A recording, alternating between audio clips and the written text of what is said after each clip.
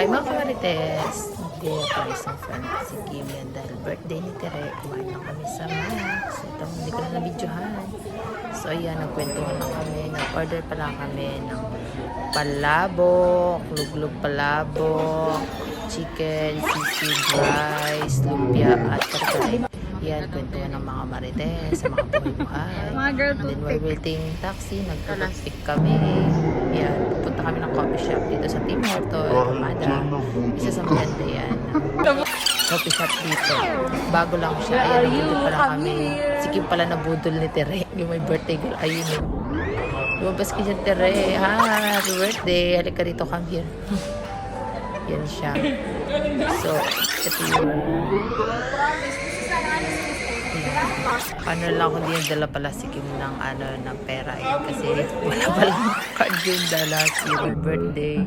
Pasensya na daw. Ayan. Bumawi siya next time. Huwag kayo magdala ng card.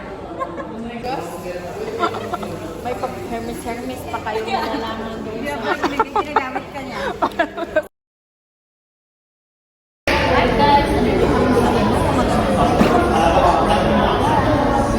Donut, 6 pieces, and chocolate shake, Oreo shake, and biscuit.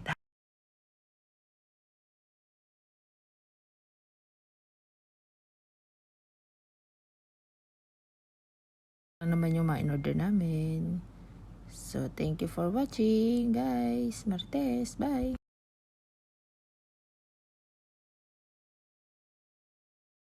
For watching. See you.